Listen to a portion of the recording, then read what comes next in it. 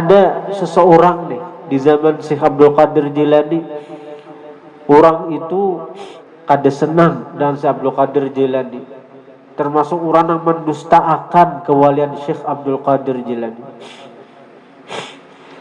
Suatu ketika orang ini sembahyang Jumat di masjid, pamukaan ulang. Biasanya orang-orang yang merasa berilmu, yang merasa ahli ibadah, yang ingkar kepada wali-wali itu. Karena mereka memandang itu dari sisi zahir. Bila ada perkara yang kada sesuai dan zahir ilmu mereka lalu mengiktirat halal itu, menyangka buruk halal. Jadi si orang tadi kebetulan waktu sembahyang Jumat di saf pertama tatatai lawan si Abdul Qadir Jilani. Pada hati ini menyimpan iktirat, menyimpan sangka buruk kepada Tuan Syekh Abdul Qadir Jilani. Lalu tiba-tiba di situ Allah hendak menyelamatkan orang ini nih, karena orang ini berilmu dan ada amalia-amalia yang membuat Allah tuh sayang nih. Jadi kada diletakkan Allah Ta'ala, hatinya seperti itu. Jadi waktu sembahyang Jumat itu tiba-tiba orang ini merasa hendak buang hajat. Hendak buang hajat. Maka di saf pertama lawang di mihrab kan ada. Hendak buang hajat. Ada kau ditahan-tahan lagi. Kayak apa nenek? Kayak apa gelisahnya? Muka hancur maarit. Tatap kada kawa juga, kada kau dia no.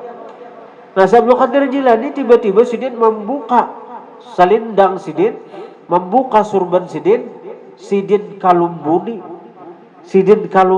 orang yang ada di higa sidin tadi dengan surban sidin tadi.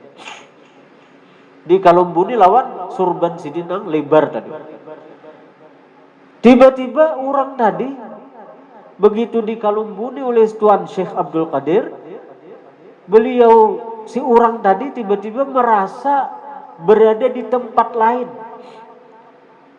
Pindah tempat. Di mana tempat itu? Di pinggir sungai. Sungainya jernih. Sungainya bersih, airnya bersih dan ada pohon-pohon. Yang mana di situ dia kawa membuang hajatnya sepuasnya. Jadi buang hajat sepuasnya, lalunya kau bebersih, berwudu. Begitu sudah berwudu, tiba-tiba dia kembali ke tempatnya di dalam masjid di saf pertama tadi. Lalu Tuan Syekh mengambil lagi surbannya tadi. Dan orang-orang dihiga kada menyadari peristiwa tadi.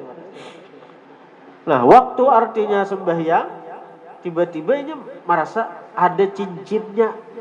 Rupanya waktu berwudu tadi di tempat itu, cincin itu dilepasnya kan? Anak berwudu sekira sah deh. Jadi cincin ini dipaculnya. Nah, cincin dipaculnya, utasnya dipacul. Sudah tundung berwudu, kada taculuk lagi cincin tadi. Kada taculuk cincin. Jadi hilangnya itu. Dan dia kada tahu tempat mana ini, daerah mana itu. Lalu suatu hari si orang tadi karena ada hajat keperluan, dia melakukan perjalanan untuk menunaikan hajatnya tadi, untuk membawa barang dagangan atau silaturahim kepada keluarga. Perjalanan beberapa hari, kurang lebih seminggu perjalanan dari kampung seorang, masih belum sampai nih tempat yang dituju nih. Tiba-tiba dia lewat di satu daerah di pinggiran sungai. Dan ini teringat, aku asa suah jika ke tempat nang ini. Asa suah. Di mana? Akhirnya dia keingatan kejadian waktu di dalam masjid. Dan dia keingatan ada ketinggalan cincin. Dicarinya di tempat nang ini melepas cincin tadi. Dan alhamdulillah cincin itu masih ada. Perjalanan beberapa hari dari kampung seorang. Orang wali sakalumbunan saja sampai ke mana yang dikehendaki. Jangankan si walinya, membawa orang aja kawa, memindah orang aja kawa. Nah ini orang wali. Ketika rohani lebih dominan daripada jasmani, maka seseorang itu akan bisa melakukan perkara-perkara yang di luar jangkauan basyariah, akal basyariah. Nah, itu orang wali. Jadi rohani para wali itu lebih dominan daripada jasmani. Jadi kita kada heran kalau orang wali itu sehari 8 khatam Quran, kada aneh kita. Sehari 8 khatam ja Quran, kada aneh. Apalagi sekadar nang sahatam, 2 hatam. Ada nang 8 khatam sehari. Quran sembahyang 1000 rakaat. Sembahyang 1000 rakaat ya semalaman. Kada aneh kita. Kada aneh. Karena rohani mereka lebih kuat daripada jasmani. Dan makanan roh adalah ibadah. Makanan roh adalah beribadah kepada Allah.